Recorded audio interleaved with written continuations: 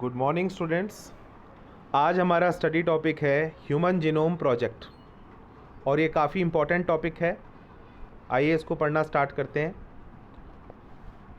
इससे पहले जो सेक्शंस हमने पढ़े हैं उसमें हमने ये पढ़ा है कि जो डीएनए होता है उसमें जो बेस सीक्वेंसेस होते हैं वही किसी लिविंग ऑर्गेनिज्म की जेनेटिक इन्फॉर्मेशन होते हैं।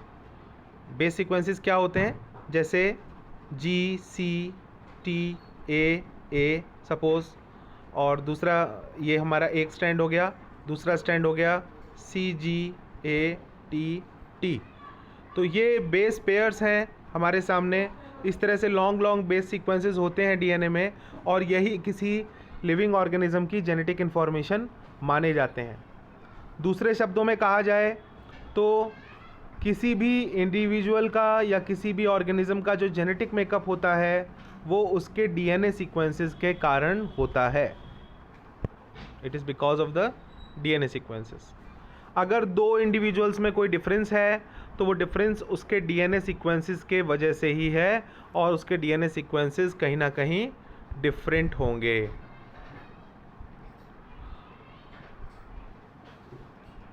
Okay, these assumptions led to the quest of finding out the complete DNA sequence of human genome। तो इन बातों को देख करके हम लोगों ने ये शुरू किया ह्यूमन जीनोम प्रोजेक्ट और अपने जीनोम का जो पूरा डीएनए सीक्वेंस है उसको पता लगाने का काम हमने शुरू किया। अब जेनेटिक इंजीनियरिंग टेक्निक्स इस्टेब्लिश हो चुकी थी, तो इन टेक्निक्स का सहारा लेना और डीएनए के पीसीज को क्लोन करना, आइसोलेट करना आसान हो गया था और बहुत सिंपल और फास्ट टेक्निक्स हमारे पास अवेलेबल थी जिससे डीएनए सीक्वेंसेस का पता लगाया जा सकता था। तो इस महत्वाकांक्षी प्रोजेक्ट को, इस एम्बिशियस प्रोजेक्ट को, जिसको ह्यूमन जीनोम सीक्वेंसिंग प्रोजेक्ट कहा गया, इसको स्टार्ट किया गया ईयर 1919 में, 1990 में। ह्यूमन जीनोम प्रोजेक्ट यानी HGP was called as a mega project. इसको बड़ा एक मेगा प्रोजेक्ट माना गया। आप इसके मैग्नीट्यूड का अंदाज़ा इस सिंपल एग्जाम्पल से लगा सकते हैं। ह्यूमन जीनोम में 3 × 10⁹ बेस पेयर्स होते हैं। अगर यहाँ पर जो इनिशियली जो एस्टिमेटेड कॉस्ट को देखें जो उन्होंने लगाई थी इस प्रोजेक्ट के लिए, वो थी $3 पर बेस पेयर, यानी एक बेस पेयर के लिए सीक्वेंसिंग कॉस्ट आ रही थी $3। तो अब इस हिसाब से देखा जाए तो 3 बिलियन बेस पेयर्स के लिए 9 billion rupees, 9 billion US$ cost हो जानी चाहिए और ये एस्टिमेटेड कॉस्ट थी। अब अगर हमें बेस सीक्वेंसेस सारे पता चल चुके हैं तो उनको कहीं ना कहीं स्टोर भी करना पड़ेगा। जैसे कि अगर हम बुक्स में स्टोर करें तो कितनी बुक्स की ज़रूरत पड़ेगी। तो इसका अंदाज़ा आप इससे लगाओ कि अगर मान लो एक पेज पर 1000 लेटर्स लिखे जाते हैं। 1000 लेटर्स कैसे? जो हमारे बेस सीक्वेंसेस होते हैं, जैसे हमारा ह्यूमन जीनोम सीक्वेंस है सपोज़ GAA T C, इस तरह से, अंडरस्टैंड। तो इस तरह से कितने लेटर्स लिखे जाते हैं? 1000 एक पेज पर, और हर बुक में 1000 पेज हैं, तो ऐसी 3300 बुक्स की रिक्वायरमेंट होगी हमारे पूरे जीनोम सीक्वेंस को लिखने के लिए। तो अब आप सोचो डाटा कितना इनॉर्मस है। This enormous amount of data expected to be generated also necessitated the use of high speed computational devices for data storage and retrieval and analysis. तो ये सारा काम करने के लिए हमें हाई स्पीड कंप्यूटेशनल डिवाइसेस की ज़रूरत थी और डाटा को एनालाइज करने के लिए, उसको सेव करने के लिए, उसको दोबारा से फाइंड आउट करने के लिए एक स्पेशल ब्रांच डेवलप हुई जिसको कहा गया बायो इन्फॉर्मेटिक्स, जिसमें बायोलॉजी और इंफॉर्मेशन टेक्नोलॉजी का मेल था। तो आपने ये स्टडी करेंगे आपकी जो ह्यूमन जीनोम प्रोजेक्ट है, it was closely associated with the rapid development of new area in biology which is called as bioinformatics, because without computer it was not possible to analyze the human genome। तो सबसे पहले हम पढ़ेंगे goals क्या थे human genome project के, objectives क्या थे।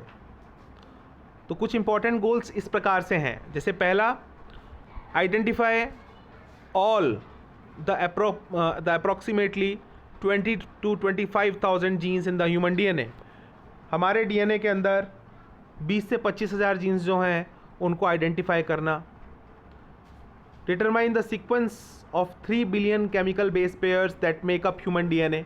तो जो मनुष्य का डीएनए होता है उसमें 3 बिलियन केमिकल बेस पेयर्स होते हैं, और उन सारे बेस पेयर्स का पता लगाना, इस इंफॉर्मेशन को डाटाबेसेस में स्टोर करना, डाटा एनालाइज करने के लिए अच्छे टूल्स को डेवलप करना, और जो भी टेक्नोलॉजी हम इस बायोइन्फॉर्मेटिक्स में या ह्यूमन जीनोम प्रोजेक्ट में यूज़ कर रहे हैं उन टेक्नोलॉजीज़ को इंडस्ट्रीज़ को प्रोवाइड करना, ताकि आगे चल के वो ह्यूमन जीनोम रिलेटेड रिसर्च और डेवलपमेंट कर सकें। साथ साथ में कोई भी प्रोजेक्ट चलता है तो उस प्रोजेक्ट से जुड़े हुए इथिकल, लीगल और सोशल इश्यूज़ होते हैं, तो इन सब को सॉल्व करना भी एक गोल था। तो ये सारे गोल थे इस प्रोजेक्ट के, जिसको ध्यान में रखा गया और प्रोजेक्ट को शुरू किया गया। It was a 13-year project coordinated by the US Department of Energy and the National Institute of Health। तो इसका ड्यूरेशन याद रखना है आपको, 13 वर्षीय प्रोजेक्ट था। हालांकि 13 साल में ये पूरा नहीं हो सका। 1990 में ये प्रोजेक्ट शुरू हुआ था और 13 साल के हिसाब से इसको 2003 में पूरा होना था, लेकिन जो हमारा लास्ट क्रोमोसोम है उसको सीक्वेंस करते करते 2006 तक ये प्रोजेक्ट खिंच गया था। During the early years of HGP, the Wellcome Trust UK became a major partner. Additional contributions came from Japan, France, Germany, China and others। तो आप देख रहे हैं कितने सारे अलग अलग देशों ने मिलकर के इसमें सपोर्ट किया। Project was completed in 2003। तो ये आप यहाँ पर ध्यान रखना कि जो मेजर टास्क थे वो कंप्लीट हो गए थे 2003 में, लेकिन जो हमारा लास्ट क्रोमोसोम था जिसको सीक्वेंस करने में इनको बहुत टाइम लग गया, it was chromosome number 1 and it was the sequencing was completed only in May 2006। This was the last of the 24 human chromosomes to be sequenced. Understand? बाकी जो मेजर टास्क थे वो 2003 तक ही हो गए थे with in time limit.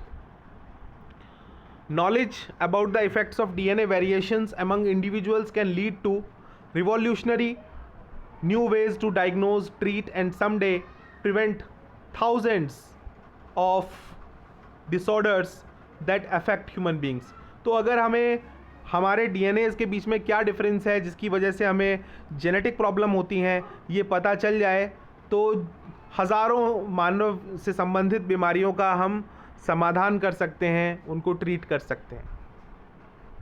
Besides providing clues to understanding human biology, learning about non-human organisms, DNA sequences can lead to an understanding of their natural capabilities that can be applied towards solving challenges in healthcare, agriculture, energy production, environment remediation।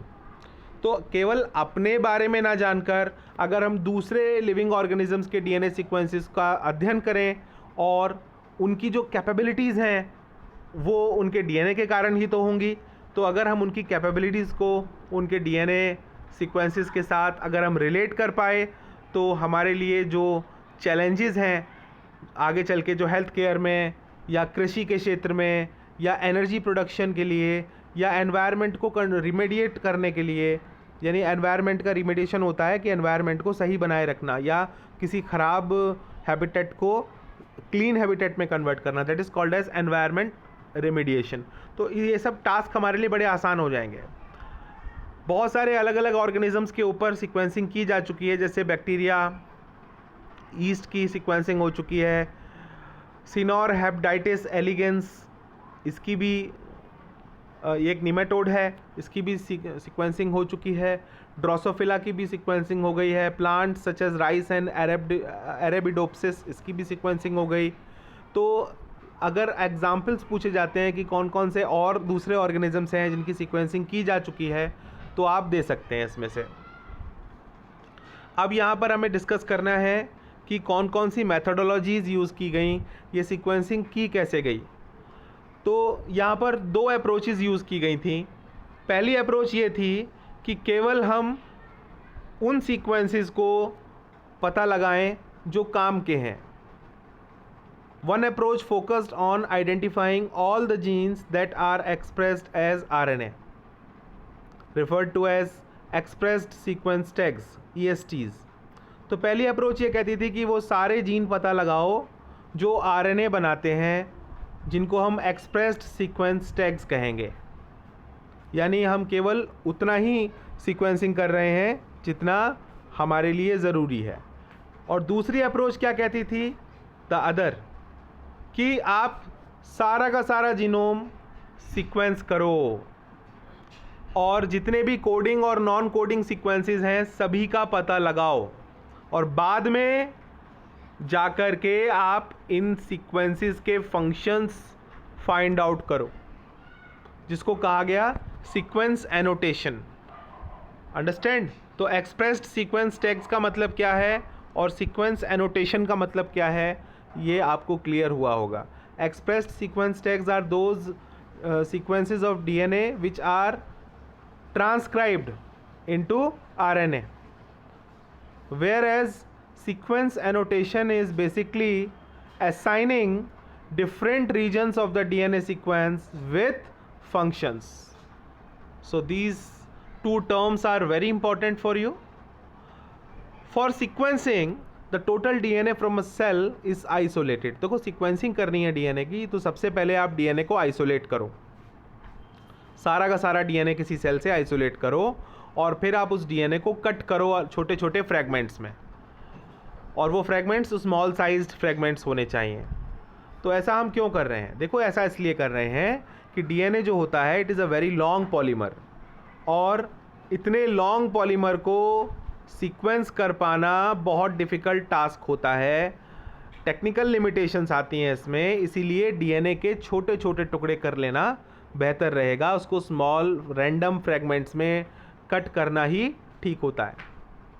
एक बार आपने उसके small small fragments cut कर लिए तो आप उसको किसी host के अंदर पहुंचा दें, किसके हेल्प से? वेक्टर के हेल्प से। तो देखिए यहाँ पर मैं आपको बता रहा हूँ, जैसे देखिए ये मैंने यहाँ पर दिखाया है आपको DNA, ये स्मॉल पीस ऑफ DNA है, और ये क्या है? प्लाज्मिड। प्लाज्मिड है ये। तो प्लाज्मिड में आपने देखा कि एक DNA को ऐड कर दिया गया है। इस तरह से हमारा जो प्लाज्मिड है ये कहलाएगा अब वेक्टर। वेक्टर क्यों कहलाएगा? बिकॉज ये जो प्लाज्मिड है ये अब किसी बैक्टीरिया के अंदर पहुंचा दिया जाएगा। देखो बैक्टीरिया का न्यूक्लियोइड ये रहा, और बैक्टीरिया के अंदर क्या आ गया? अब बैक्टीरिया के अंदर आ गया है ये प्लाज्मिड, जिसके पास हमारा जो DNA है वो प्रेजेंट है, स्मॉल DNA फ्रैगमेंट। अंडरस्टैंड? अब होगा क्या? अब होगा ये कि जितनी बार ये बैक्टीरिया बाइनरी फिजन करेगा उतनी बार ही ये जो प्लाज्मिड है ये भी कॉपी होगा, और अब क्या होगा? हमारे पास जो हमारा DNA फ्रैगमेंट था उसकी मल्टीपल कॉपीज़ आ जाएंगी। यानी हमने क्या कर दिया? हमने क्लोन कर दिया हमारा स्मॉल DNA फ्रैगमेंट। तो उसको क्या बोलेंगे? इसको बोलेंगे क्लोनिंग। अंडरस्टैंड? तो यहाँ पर हम पढ़ते हैं इसको, ठीक है। And cloned in suitable host using specialised vectors. तो वेक्टर का मतलब आपके समझ में आया, होस्ट का मतलब समझ में आया। होस्ट इज बैक्टीरिया, और होस्ट हो सकता है बैक्टीरिया, या यहाँ पर दूसरा होस्ट यूज़ किया गया था दैट इज़ ईस्ट। तो इनका यूज़ किया गया था ह्यूमन जीनोम सीक्वेंसेस में। तो सूटेबल होस्ट के अंदर आप क्या करा सकते हो? उसकी क्लोनिंग करा सकते हो। क्लोनिंग से क्या होगा? The cloning resulted in amplification of each piece of DNA fragment. तो अब क्या होगा? हर DNA फ्रैगमेंट जो है वो एम्पलीफाई हो जाएगा, उसकी बहुत सारी कॉपीज़ आ जाएंगी हमारे पास, ताकि जो हमारा सीक्वेंसिंग का काम है वो बिना रुकावट के हो जाए। जब आपके पास किसी भी DNA सीक्वेंस की मल्टीपल कॉपीज़ होंगी तो आप बहुत आसानी से उनको बार बार यूज़ करके उनके सीक्वेंस का पता लगा सकते हो, आपको कोई परेशानी नहीं आएगी। तो कौन कौन से होस्ट यूज़ किए गए थे यहाँ पर जो होस्ट यूज़ किए गए थे वो थे बैक्टीरिया एंड ईस्ट। और जो वेक्टर्स इन होस्ट के अंदर इंसर्ट किए गए थे, पहुँचाए गए थे, उन वेक्टर्स को कहा गया bacterial artificial chromosomes and yeast artificial chromosomes. तो suppose this is the vector, तो आप यहाँ देखो दिस इज़ द नाउ, अगर ये हमारा बैक्टीरिया के लिए जा रहा है तो it is called as BAC bacterial artificial chromosome, और अगर ये ईस्ट के लिए जा रहा है तो इसको क्या बोलेंगे, इसको बोलेंगे YAC। This is the basis. अब हमारे पास स्मॉल फ्रेगमेंट्स मल्टीपल कॉपीज़ में आ चुके हैं। अब हमें इनकी सीक्वेंसिंग करनी थी, तो सीक्वेंसिंग के लिए ऑटोमेटेड DNA सीक्वेंसर्स का यूज़ किया गया, और ऑटोमेटेड DNA सीक्वेंसर्स को डेवलप किया था फ्रेडरिक सेंगर ने। तो फ्रेडरिक सेंगर ने एक मेथड डेवलप किया था जिसमें DNA की सीक्वेंसिंग की जा सकती थी, और इस मेथड के बेसिस पर ही ऑटोमेटेड DNA सीक्वेंसर्स काम करते थे। तो ऑटोमेटेड DNA सीक्वेंसर्स का यूज़ करके DNA फ्रेगमेंट्स का सीक्वेंस पता लगा लिया गया। याद रखिएगा, सेंगर ने एक और मेथड डेवलप किया था जिसमें उसने अमीनो एसिड का सीक्वेंस किसी प्रोटीन में कैसे पता लगाया जाए, ये उसने लोगों को बताया था, हम सबको बताया था। तो सेंगर को दो बातों का क्रेडिट जाता है, एक तो जो हमारा जीन सीक्वेंस है उसको पता लगाने के लिए सेंगर ने टेक्निक डेवलप की, और दूसरा अमीनो एसिड सीक्वेंस किसी प्रोटीन में क्या होता है उसको पता लगाने के लिए भी सेंगर ने जो मेथड था उसको डेवलप किया था। अब इन सीक्वेंसेस को आपने पता तो लगा लिया, लेकिन इन सीक्वेंसेस को अब आपको सही जगह पर रखना होगा। बहुत सारे सीक्वेंसेस हैं, सपोज GAATC है ना। सपोज एक सीक्वेंस ये रहा, दूसरा AATCGGG सपोज है ना, सेकेंड है ना। थर्ड सीक्वेंस है, सपोज थर्ड क्या है, थर्ड है GGGAAA सपोज। ये हमारे पास 3 सीक्वेंसेस हैं, अंडरस्टैंड। अब आप बताओ, अगर हम इनको 1 बाय 1 इनको हम अरेंज करेंगे तो हम कैसे करेंगे। तो ध्यान से देखना, इसमें इनको हम ओवरलैपिंग सीक्वेंसेस के आधार पर अरेंज कर सकते हैं, अंडरस्टैंड। जैसे आप कोई भी ओवरलैपिंग सीक्वेंस है उसके आधार पर आप इसको अरेंज कर सकते हैं, अंडरस्टैंड। तो कैसे कर सकते हैं, तो यहाँ पे आप ध्यान से देखना, इसको मैं ज़रा सेकंड वाले को मैं थोड़ा सा चेंज कर देता हूँ। सेकंड वाले को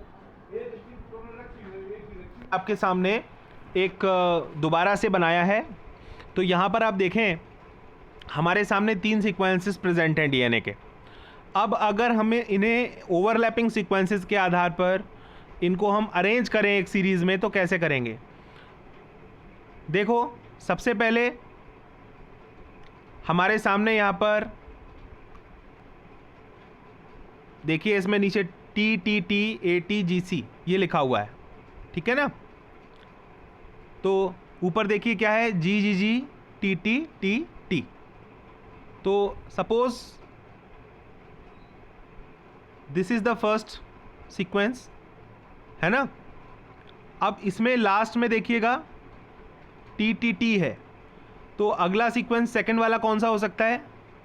स्टार्टिंग देखो TTT, तो सेकंड सीक्वेंस कौन सा हो गया हमारा, सेकंड सीक्वेंस हो गया हमारा ये। और फिर देखो आप, इसके लास्ट में TGC है, और अगला सीक्वेंस जो है इसकी स्टार्टिंग में TGC होगा, इस तरह। तो हमारा थर्ड सीक्वेंस हो गया ये। तो अब आपने देखा, हमने सीक्वेंसेस के बेसिस पर, ओवरलैपिंग सीक्वेंसेस के बेसिस पर हमने असाइन किया कि कौन पहले आएगा कौन बाद में आएगा। कुछ इसी प्रकार से DNA सीक्वेंसिंग में असाइनिंग किया गया अलग अलग सीक्वेंसेस को। The sequences were arranged based on some overlapping regions present in them, and ये काम करना बहुत डिफ़िकल्ट काम था। वाई? बिकॉज आपको बहुत सारे फ्रेगमेंट्स के साथ काम करना था। यहाँ तो मैंने आपको 3 फ्रेगमेंट दिखाए थे केवल, बट आपको बहुत सारे फ्रेगमेंट्स के साथ काम करना हो तो it was not possible by human. यहाँ पर कंप्यूटर का हेल्प लेना ही पड़ेगा। Therefore specialised computer based programs were developed and the sequences were subsequently annotated. तो एक बार ये पूरा हमें सीक्वेंस पता चल गया ऑर्डर में, तो हमने उनको जोड़ा सब सीक्वेंसेस को 1 2 3 लाइक दैट, और उसके बाद फिर क्या किया हमने उनको एनोटेट किया, सीक्वेंस एनोटेशन जिसको कहते हैं, यानी कौन कौन से फंक्शंस कौन कौन से रीजन्स कोडिंग रीजन्स हैं, कौन से नॉन कोडिंग रीजन्स हैं, ये सीक्वेंस एनोटेशन किया गया। तो हर क्रोमोसोम के पास कौन कौन सा सीक्वेंस है ये पता लगा लिया गया। क्रोमोसोम नंबर 1 सबसे लास्ट में जाके हो पाया सीक्वेंस मई 2006 में जाकर के, and this was the last of the 24 human chromosomes. तो कौन कौन से क्रोमोसोम्स हमारे पता लगाया गया उनके सीक्वेंसेस का? 22 ऑटोसोम्स थे हमारे, ठीक है, और एक्स और वाई क्रोमोसोम और जोड़ दीजिए आप, तो टोटल कितने हो गए? 24 हो गए। तो इस प्रकार से सीक्वेंसिंग का जो पूरा टास्क है वो किया गया। Another challenging task was assigning the genetic and physical maps of the genome on the genome। तो अब जीनोम जो है हमारा, सपोज ये पूरा पूरा जीन सीक्वेंस है, तो इस जीन सीक्वेंस पर कहाँ कहाँ कौन सा जीन है, कहाँ कहाँ फंक्शनल पार्ट्स हैं, नॉन फंक्शनल पार्ट्स हैं, तो मैप्स बनाना जो है वो अगला कठिन कार्य था। तो इसको करने के लिए क्या किया गया? रिस्ट्रिक्शन एंडोन्यूक्लियस रिकॉग्निशन साइट्स का यूज़ किया गया। मतलब यहाँ पर उन्होंने मार्कर्स लगाए कि देखिए रिस्ट्रिक्शन एंडोन्यूक्लियस एंजाइम जो होते हैं हमारे डीएनए को कहाँ कहाँ कट करते हैं, उसके बेसिस पर हमने लैंडमार्क्स बना दिए अपने डीएनए पर। ठीक है, जैसे कि आप कश्मीर से कन्याकुमारी एक रोड से जा रहे हो, तो बीच में आप जो लैंडमार्क्स बनाओगे वो क्या बनाओगे? न्यू दिल्ली बना दिया आपने, है ना। उसके बाद आप और नीचे आए तो झांसी है, फिर भोपाल है, उसके बाद फिर आप और नीचे जा रहे हैं तो साउथ इंडिया के अलग अलग सिटी हैं, लास्ट में आप कन्याकुमारी आ गए। तो देयर आर मैनी लैंडमार्क्स। ठीक उसी प्रकार से हमारे जो डीएनए सीक्वेंस है उस पर रिस्ट्रिक्शन एंडोन्यूक्लियस एंजाइम साइट्स होती हैं, यानी रिस्ट्रिक्शन एंडोन्यूक्लियस एंजाइम उसको कहाँ कहाँ से कट कर सकता है। ये साइट्स जो हैं लैंडमार्क्स के तौर पर इस्तेमाल की गई ताकि मैप बनाया जा सके। और इसके अलावा हमारे डीएनए में, हमारे जीनोम सीक्वेंस में कुछ जगह ऐसी होती हैं जहाँ पर रिपीटेड सीक्वेंसेस होते हैं जिन्हें हम माइक्रो सैटेलाइट्स बोलते हैं। तो माइक्रो सैटेलाइट्स को भी यूज़ किया गया as a mark to differentiate different parts of the genome. तो इसके बारे में हम डीएनए फिंगरप्रिंटिंग में भी पढ़ेंगे कि माइक्रो सैटेलाइट्स कैसे काम करते हैं। आगे लास्ट में हम बस पढ़ेंगे about the salient features of human genome. तो बाद में चल के जब ये पूरा प्रोजेक्ट हो गया तो क्या निकल के आया, हमारे जीनोम के अंदर क्या क्या फीचर्स होते हैं। पहला ये पता चला कि 3164.7 मिलियन बेस पेयर्स हमारे जीनोम में हैं। ठीक है। सेकेंड इज, एक जीन को देखा जाए तो कोई भी जीन जो एवरेज जीन है उसमें 3000 बेसिस के आसपास होते हैं, बट जीन का साइज जो है वो ग्रेटली वेरी कर सकता है। एवरेज देखा जाए तो 3000 बेसिस होते हैं, लेकिन देखा जाए सबसे बड़े जीन को देखें तो इट इज़ डिस्ट्रोफिन, जिसमें 2.4 मिलियन बेसिस हैं।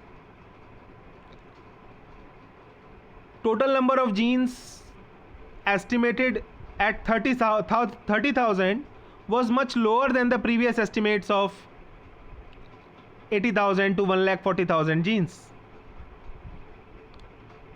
तो टोटल जीन्स हमारे लगभग कितने हैं? 30,000 लगभग।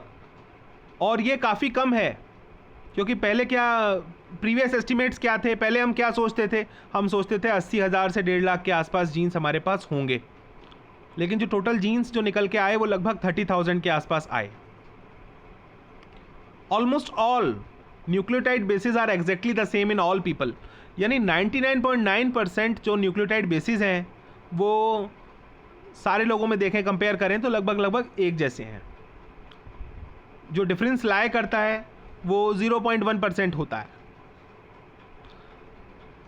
The functions are unknown for 50% और over 50% of the discovered jeans.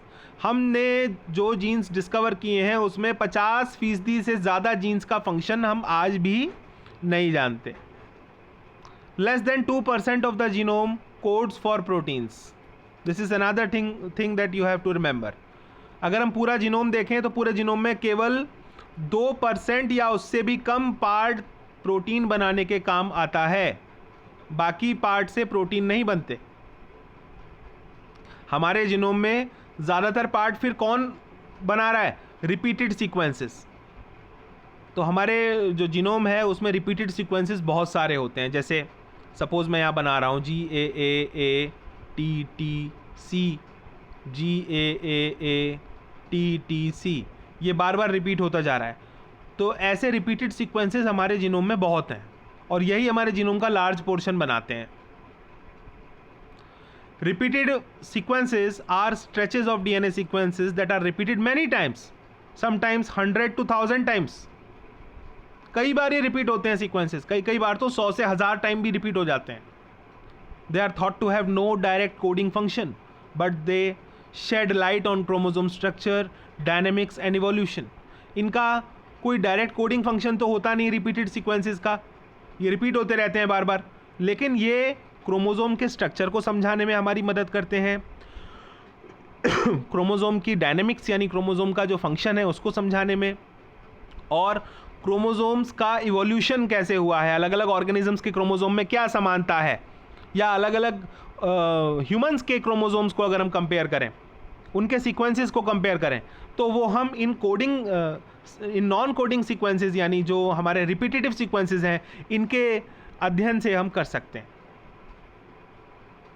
Chromosome number 1 में सबसे ज़्यादा जीन्स पाए गए 2968 और क्रोमोज़ोम नंबर Y में सबसे कम पाए गए 231 जीन्स पाए गए।